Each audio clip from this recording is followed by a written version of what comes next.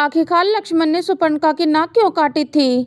लक्ष्मण द्वारा राक्षस राज रावण की बहन शूर्पणखा की नाक काटने के पीछे क्या कारण रहे थे?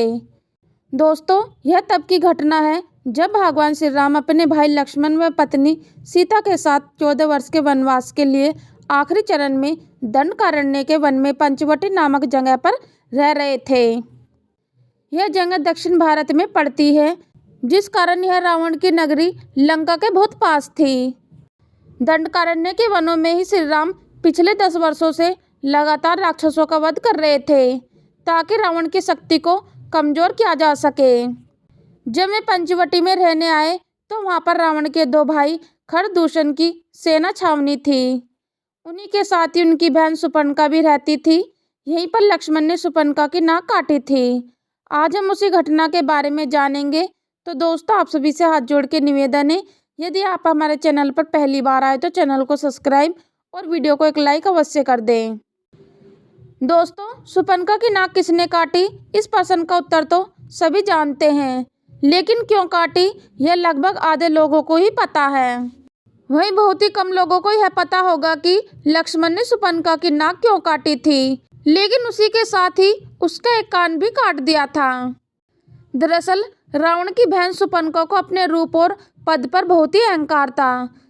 साथ ही वह जिस जगह पर श्री राम और लक्ष्मण से मिली थी, वहां लंका का प्रभाव साफ साफ दिखाई दे रहा था। इसका सबसे बड़ा परिणाम वहां रावण के भाई खरदूषण की सेना छावनी का होना था। आइए तो दोस्तों, शूर्पणखा के नाक काटने से संबंधित पूरी कहानी जान लेते हैं। दोस्तों, एक दिन शूर्पणखा वन में विचरण करने के लिए निकली तो उसे कुटिया में श्री राम के दर्शन हुए।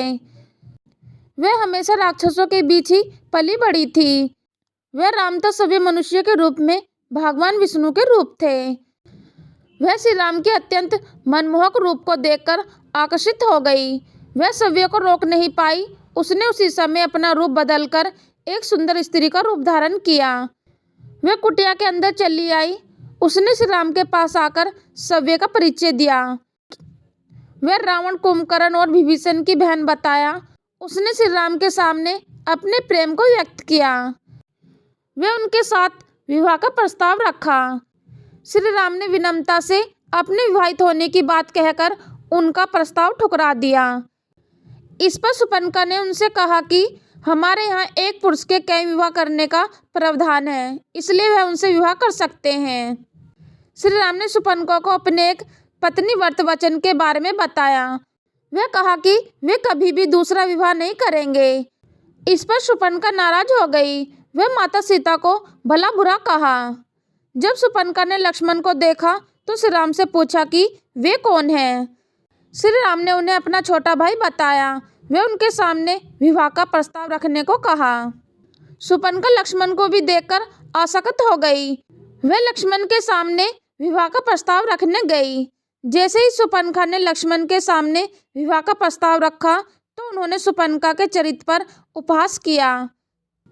वह कहा कि अभी कुछ समय पहले तुम मेरे बड़े भाई के सामने यही प्रस्ताव रख रही थी। वह अब मेरे सामने। उन्होंने शूर्पणखा के साथ विवाह करने से साफ मना कर दिया। वे उसे वहां से चले जाने को कहा। अपना यह अपमान देखकर शूर्पणखा अत्यंत क्रोध में भर गई। वह अपने असली राक्षसी रूप में आ गई। उसने दोनों भाइयों के सामने माता सीता को जीवित खाने की चुनौती दी। वह तुरंत ही माता सीता पर आक्रमण करने के लिए झपटी। अपने भाभी पर हुए इस आक्रमण के प्रत्युत्तर में लक्ष्मण ने अपनी तलवार से शूर्पणखा की नाक व एक कान काट दिया। अपनी नाक और कान के कट जाने से शूर्पणखा दर्द से झटपटाने लगी। इसके बाद शूर्पणखा दोनों भाइयों से बदला लेने की चुनौती देकर वहां से चली गई। लक्ष्मण ने शूर्पणखा की नाक माता सीता के जीवन की रक्षा करने तथा उसे उसके दुस्साहस का उत्तर देने के लिए काटी थी।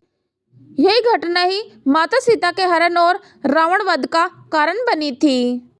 दोस्तों, इस तरह से आज आपने लक्ष्मण ने शूर्पणखा की नाक क्यों काटी, इस प्रश्न का उत्तर जान लिया है। दरअसल इसी घटना के बाद ही शूर्पणखा ने अपने भाई रावण को भड़काना और उसे सीता की सुंदरता के बारे में बताकर उत्तेजित करने का काम किया था। शूर्पणखा का यही अहंकार उसके सभी भाइयों सहित राक्षस सेना के अंत का कारण बना था। दोस्तों, आशा करती हूँ कि आप भी इस वीडियो के माध्यम से जान गए होंगे आखिर लक्ष्मण जी ने शूर्पणखा के नाक कान क्यों काटे थे। तो दोस्तों, नीचे दिए गए कमेंट बॉक्स में कमेंट करके अपनी राय अवश्य बताएं। यदि आपको यह वीडियो पसंद आई है तो अपने दोस्तों, अपने परिवार में अवश्य शेयर करें। दोस्तों, रोजाना ऐसे अन्य धार्मिक वीडियो पाना चाहते हो तो हमारे चैनल प्राचीन स्टडी से जुड़े रहें। यदि आपने अभी तक हमारे चैनल को सब्सक्राइब नहीं किया तो चैनल को सब्सक्राइब और वीडियो को एक लाइक अवश्य कर दें।